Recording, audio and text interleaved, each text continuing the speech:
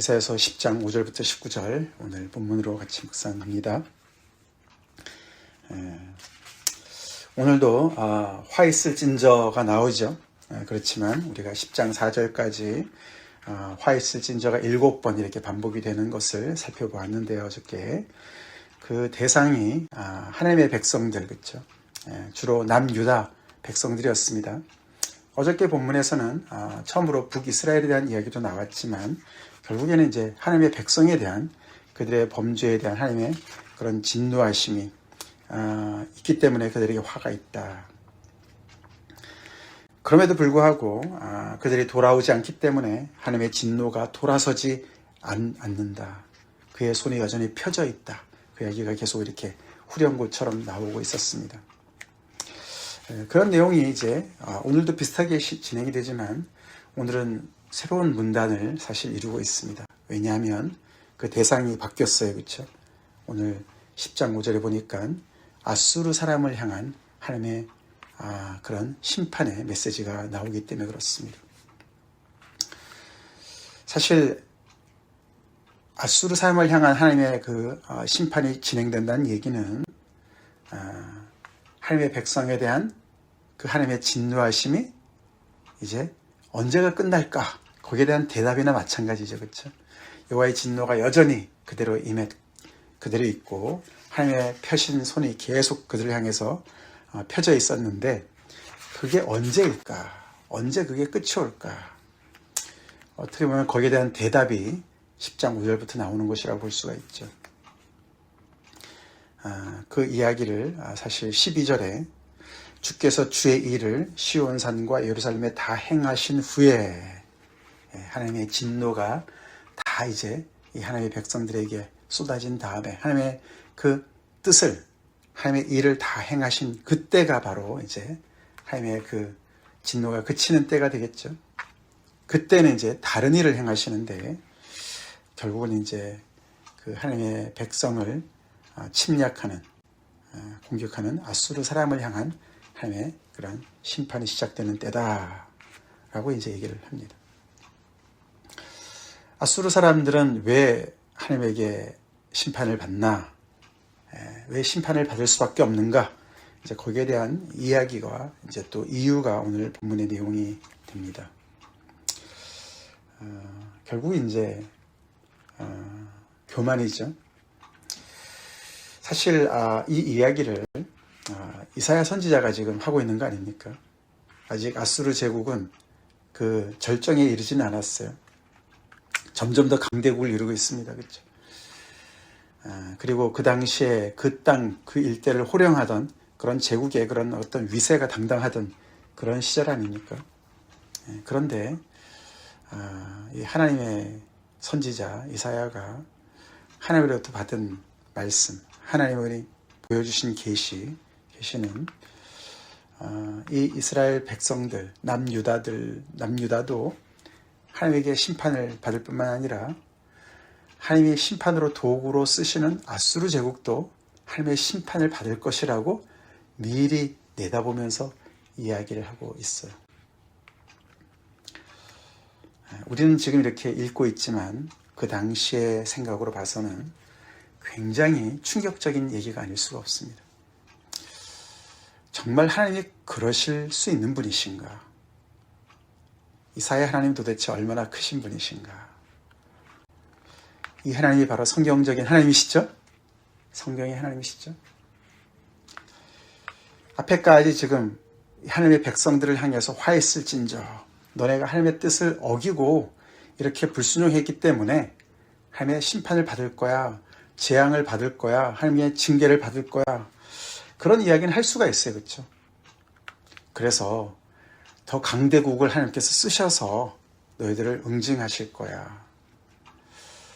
그 이야기는 꼭 하나님이 아니시더라도 그렇죠? 강대국이 그들을 침략한 것을 이렇게 자의적으로 해석을 충분히 할 수 있을 것 같아요. 그렇죠? 갖다 붙이는 거예요. 근데 이사야는 그 정도 얘기를 하지 않습니다. 그렇죠? 그 아수르 제국도 하나님께서 응징하실 것이다. 심판하실 것이다. 이 이사야가 말하는 이 여호와 하나님은 이스라엘 백성들만의 하나님이 아니시죠? 아니십니다.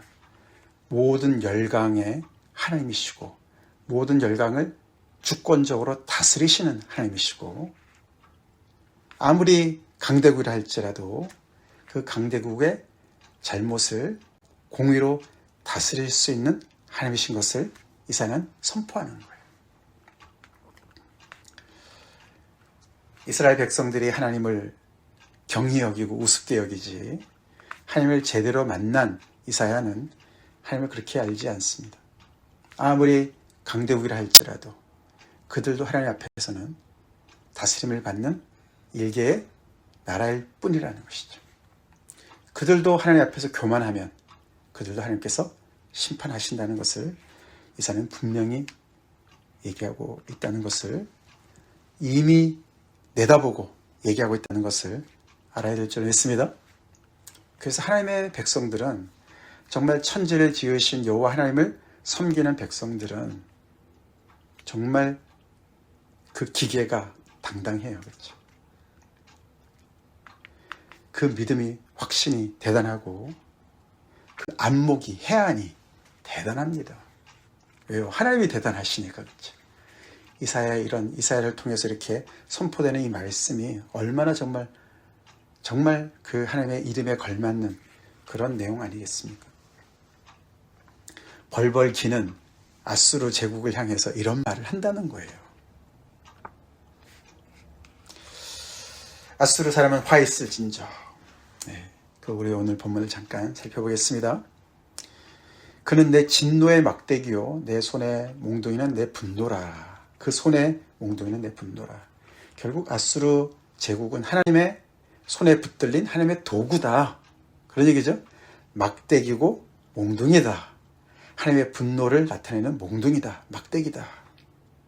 그래서 하나님께서 그들을 보내셔서 경건하지 아니한 나라를 치게 하나님께서 허락하시고 명령하셨다. 주체가 하나님이다라고 말씀을 하세요. 그들은 도구일 뿐이다. 이게 성경의 관점입니다. 이사야가 세상의 역사를 해석하는 역사관이에요. 이런 해석이 성경적인 해석인 것이죠. 하나님 중심적인 해석인 것이죠. 내가 그에게 명령하여서 나를 노하게 한 백성을 쳐서 탈취하며 노력하게 하며 또 그들을 길거리에 치는 같이 짓밟게 하려 내가 의도하고 그렇게 그들을 명령해서 보냈는데 그의 뜻은 아수르 사람의 그 아수르 왕의 생각은 달랐다는 것이죠. 그렇죠? 하나님의 의도와는 다르게 그도 마음의 생각을 나름대로 가지고 있었는데 그의 마음이 뭐였습니까? 허다한 나라들을 하나님께서 정해주시고 의도하신 어떤 그런 경계선이 있는데 그런 거 다 무시하고 허다한 나라들을 파괴하고 멸절하려고 한다. 하나님께서 정해놓으신 뜻을 벗어나는 자의적으로 임의적으로 행하는 그런 이야기를 말씀을 하십니다. 이유가 있어요. 그렇죠? 왜 그럽니까? 그가 뭐라고 얘기합니까? 8절부터 나오죠. 그가 이르기를 내 고관들은 다 왕들이 아니냐. 이 아수르 제국, 아수르 왕이 이렇게 아주 그냥 기고만장한 것이죠. 그렇죠? 나의 부하들, 나의 고관들은 다른 나라에 가면 다 왕들을 할 수 있는 그런 사람들이야. 이런 얘기 하는 거예요. 그렇죠? 그러니까 다른 나라들 아주 우습게 생각하는 것이죠. 갈로는 갈그미스와 같지 아니하며 그러면서 이제 여러 지명 이름이 나옵니다. 갈로, 갈그미스, 하맛, 아르밧, 사마리아, 다메섹 다 중요한 도시들인데 이 아수르 제국이 정벌한 그런 도시를 쭉 열거를 하는 거예요. 다 거기서 거기라는 것이죠. 자기들 나름대로 뭐 대단하다고 생각하지만 우리 앞에서는 다 거기서 거기야. 도토리 키재기야. 우리한테는 다 적수가 못 돼라는 얘기를 하는 것이죠. 그래서 그냥 다 우리의 밥일 뿐이야. 그러니까 이렇게 기고만장한 것이죠. 내 손이 이미 우상을 섬기는 나라들에게 미쳤나니 그들이 조각한 신상들이 예루살렘과 사마리아의 신상들보다 뛰어났느니라. 그러면서 그 열거하는 그 목록 속에 예루살렘과 사마리아까지 들어가요. 하나님의 백성인 남유다의 수도와 북이스라엘의 수도도 같이 들어가면서 싸잡아서, 그렇죠? 오히려 신상들로 봤을 때는 사마리아나 예루살렘의 신상보다 다른 나라의 조각 신상이 더 멋있었어. 그렇게 대단했던 그 조각 신상을 섬기는 백성들도, 도시들도 우리가 다 그냥 아무런 문제 없이 다 정복했는데 예루살렘, 사마리아 아무것도 아니야. 이렇게 얘기를 하는 거예요. 하나님의 손에 들려진 도구가 하나님의 백성을 우습게 여기는 것은 하나님을 우습게 여기는 것과 직결되는 것이죠. 그러면서 내가 사마리아와 그의 우상들에게 행함같이 예루살렘과 그의 우상들에게 행하지 못하겠느냐. 사마리아와 예루살렘의 우상들이 뭘까요? 그 안에 많은 우상들을 섬겼어요. 그들이, 그렇죠? 바알과 아스타롯과, 그렇죠? 아세라와 그 플러스 그 중에 하나를, 야훼를 또 그렇게 생각하는 거예요. 그렇죠? 물론 야훼를 신앙하는 그런 신앙에서는 우상을 만들진 않았겠지만 결국은 그 중에 하나로 치는 거죠. 그렇죠? 그 정도로 이들이 기고만장해 있다고 말씀을 하십니다. 그래서 12절에 그러므로 이러기 때문에 주께서 죄를 시온산과 예루살렘에 다 행하신 후에 이들을 도구로 삼아서 이 예루살렘이 정신 차리도록 하나님께서 응징하신 다음에 여호와의 분노가 다 이제 거친 다음에, 끝난 다음에 아수르 왕의 완악한 마음의 열매와 높은 눈의 자랑을 벌하실 것이다. 그렇게 선언을 합니다.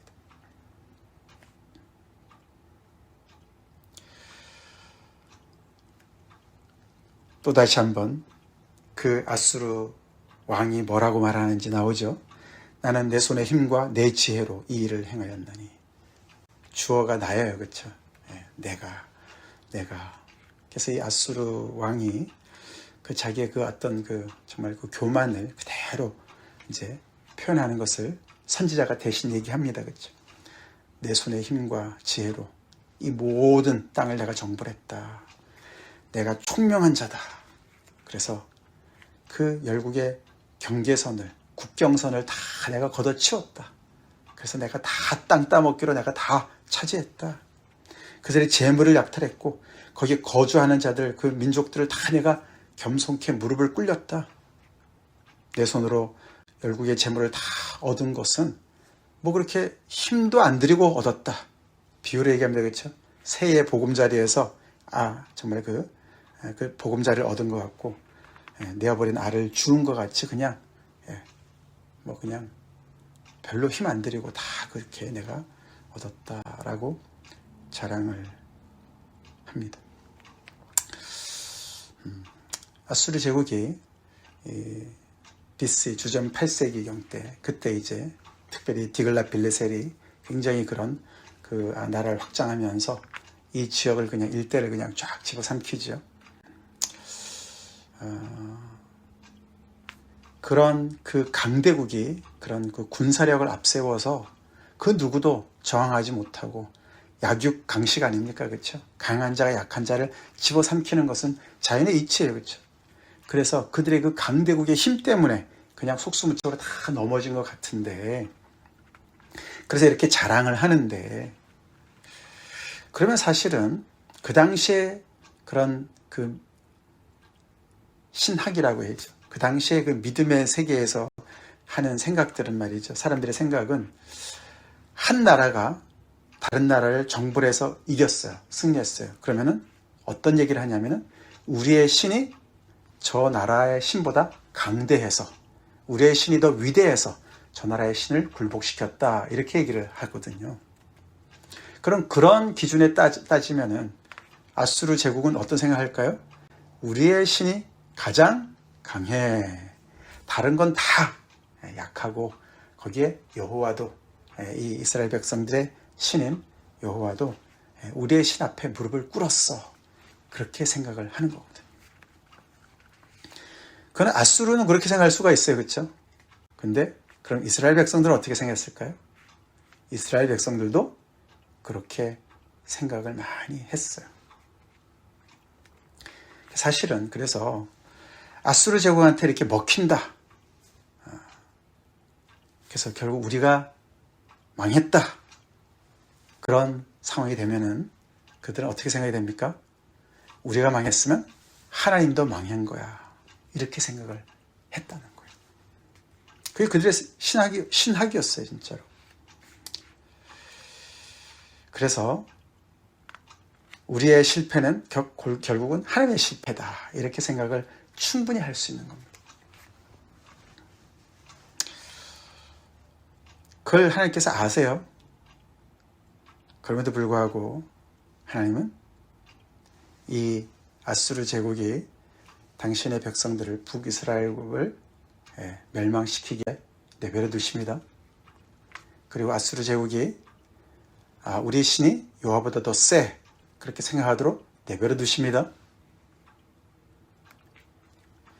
여호와께서 힘이 더 약해서가 아니시고 하나님께서 하셔야 될 일이 있으셔서 그런 줄로 믿습니다. 그게 하나님의 말씀이죠. 그래서 우리가 이 세상의 어떤 그런 통념으로 생각을 해서 내가 망하면 하나님도 망하신 거야. 내가 실패하면 하나님도 실패하신 거야. 이런 생각은 굉장히 내중심적인 생각입니다. 우리 성경의 하나님은 그렇지 않으세요. 이렇게 백성들 때문에 수모를 당하셔도 많은 우상들 중에 하나로 그냥 취급을 당하셔도 하나님은 당신의 뜻을 이루시기 위해서 당신의 백성들을 징계하시고 제대로 거룩한 백성으로 삼기 위해서 그런 수모를 감당하시는 분이십니다. 그걸 받아들이세요. 그리고 하나님의 때에 또 그 오만을, 교만을 응징하시는 분이시라는 거예요. 그렇기 때문에 나의 망한 것이, 내가 실패한 것이 하나님의 망하고 실패한 것으로 똑같다고 생각을 하지 말아야 되겠죠? 말아야 됩니다. 하나님의 무슨 뜻이 계신 거예요. 그 이야기를 15절, 15절에서 이렇게 얘기하죠. 도끼가 어찌 찍는 자에게 스스로 자랑하겠으며 톱이 어찌 켜는 자에게 스스로 큰 차겠느냐. 참 바른, 참 이렇게 와닿는 그런 표현이죠. 찍는 자가 도끼를 쓰는데 도끼가 오히려 찍는 자에게 막 자랑을 한다. 앗수르가 자랑하는 것이 하나님 앞에서 이런 모습이다. 너무나 우스꽝스러운 모습이다. 톱이 켜는 자 앞에서 스스로 큰 찬다. 막대기가 자기를 드는 자를 움직이려 하며 몽둥이가 나무 아닌 사람을 들려함과 같습니다. 이런 발상을 하는 이사야, 이런 이 선언을 하는 이사야, 하나님의 사람이죠? 하나님의 어떠하심을 알고 하나님의 계시를 받은 사람의 그런 지혜죠. 이것이 사실적인 영적 감각이죠. 아멘? 이게 사실적인 영적 감각, 이게 성경적인 영적 감각이죠. 하나님이 세상의 모든 역사를 주관하시는 절대적인 주권자 되시는 하나님을 아는 사람의 고백이죠. 그 당대의 천하를 호령하던 앗수르라 할지라도 하나님 앞에서는 도끼일 뿐이고 톱일 뿐이고 막대기일 뿐이고 몽둥이일 뿐이야. 너가 자의적으로 뭔가를 너가 스스로 움직여서 너가 스스로 하는 것처럼 착각할 뿐이야. 하나님께서 허락하셨기 때문에, 하나님께서 쓰시기 때문에, 도구로 쓰시기 때문에 너가 그렇게 하는 거야. 그 선을 넘어설 때는 너도 하나님 앞에 심판을 받을 거야. 그렇게 성경이 말하고 있어요. 우리들은 크신 하나님을 섬기고 있습니까? 믿고 있습니까? 자, 그렇기 때문에 16절, 그러므로 주 만군의 여호와께서 이들을 어떻게 벌하시는가 나오죠. 살찐 자를 파리하게 하시며, 이 열국의 그 모든 재물과 그 다 사람들을 약탈하고 다 종으로 삼고, 그래서 그냥 보금자리에서 알을 주움과 같이 그냥 널름널름 먹어서 너무나 비대해진 그들을 순식간에 파리하게 만들 것이고 그들의 영화 아래 불이 붙는 것 같처럼 그들이 그냥 불에 탈 것이다. 더 나아가서 17절에는 이스라엘의 빛은 불이 되고 그의 거룩한 이는 불꽃이 되실 것이라. 여호와께서 불꽃이 되어서 그들을 태워버리실 것이라고 말씀을 하십니다. 그래서 하루 사이에 그의 가시와 찔레가 소멸될 것이다.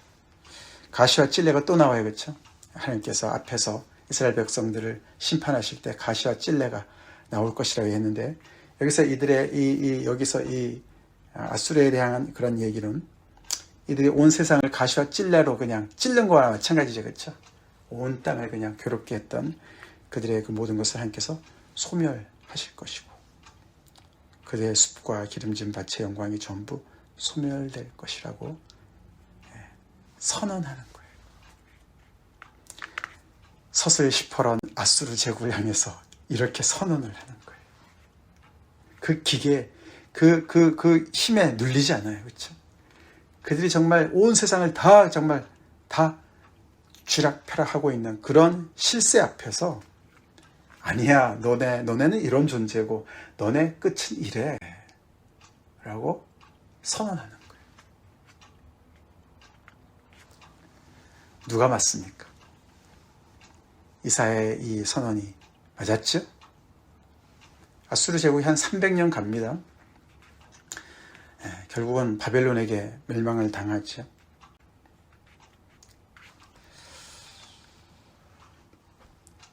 사실 그래서 우리가 이 아하스 왕도 그 북이스라엘과 아람이 그냥 동맹을 맺어가지고 쳐들어왔기 때문에 너무나 두려워서 그렇죠.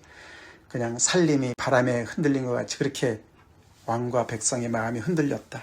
너무나 두려워했다. 우리 지난주 7장 말씀을 보지 않았습니까?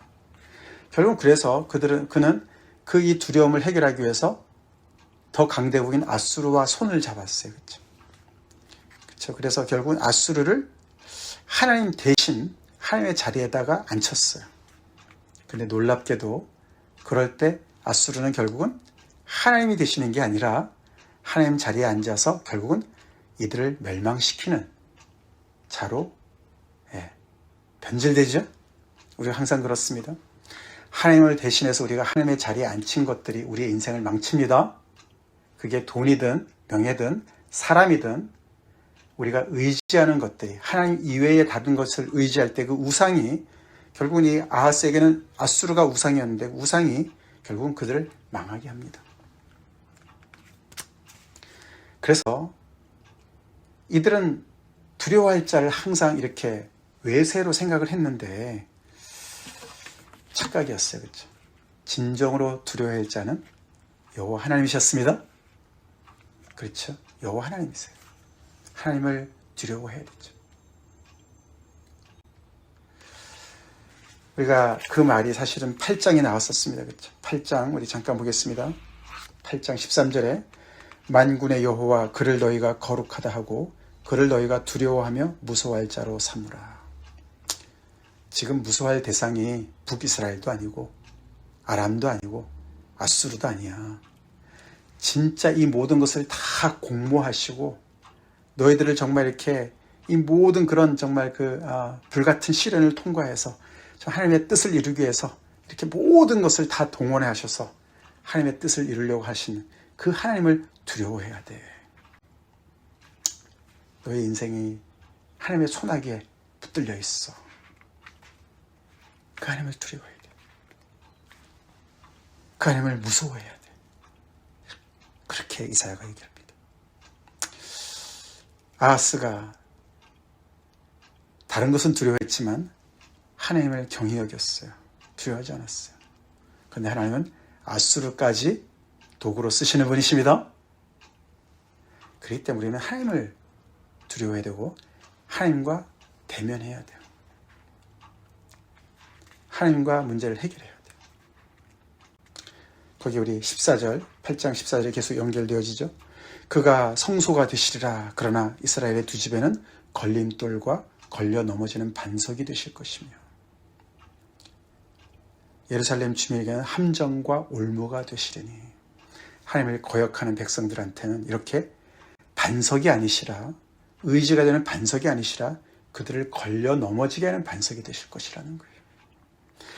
그들을 함정과 올무로부터 보호하셨던 하나님이신데 그들이 불순종할 때는 하나님이 그들의 함정과 올무가 되신다고 얘기를 합니다. 우리 하나님 그런 분이시죠? 그래서 우리는 하나님을 두려워해야 돼요. 하나님을 경외해야 될 줄로 믿습니다. 경외해야 돼요. 그래서 우리가 오늘 말씀을 통해서는 다시 한번 우리가 정리한다면 나의 실패는 곧 하나님의 실패다? 아닙니다. 반대로 뒤집어서 나의 승승장구는 하나님이 함께 하시기 때문이다? 하나님의 축복이다? 아닐 수도 있습니다. 내중심적인 것을 우리는 내려놔야 돼요. 이렇든 저렇든 우리는 우리의 관심과 경외의 대상과 우리의 두려움의 대상은 오직 하나님이냐. 이게 중요합니다. 이게 중요해요. 거룩하신 하나님 앞에서 내가 어떻게 서 있느냐, 어떻게 살아가느냐. 그 하나님과 정말 인격적인 관계를 맺고 내가 말씀을 잘 청종하고 순종하느냐. 그분의 백성으로 살아가느냐. 그 삶의 내용이 중요합니다. 같이 기도하시겠습니다. 하나님 감사합니다. 계속되는 이사야서 말씀을 통해서 엄위하신 하나님, 거룩하신 하나님, 당신의 백성들뿐만 아니라 아수르 제국까지도 도구로 사용하시는, 그래서 당신의 뜻을 이루시는 우리가 정말로 경외하고 두려워야 될 대상이신 하나님을 우리가 다시금 묵상하며 하나님 앞에 바로 서길 간절히 기도합니다. 하나님을 믿되 내중심적으로 모든 것을 자의적으로 해석하지 않게 도와주시고 하나님을 중심에 두고 나의 삶을 조정하는 하나님 중심의 그런 신앙생활을 할 수 있도록 도와주시옵소서. 아수르까지 무릎 꿇리신 하나님, 오늘날에도 많은 강대국들이 자기가 높아져서 자기의 뜻대로 하는 것처럼 하시면 아버지 하나님께서 모든 것을 다 바로잡으시는 공의를 행하시는 날을 우리가 바라보며 오직 하나님만을 두려워하고 하나님의 그 정말 뜻대로 순종하는 저희가 되게 도와주시옵소서. 예수님 이름으로 간절히 기도 올려옵나이다. 아멘.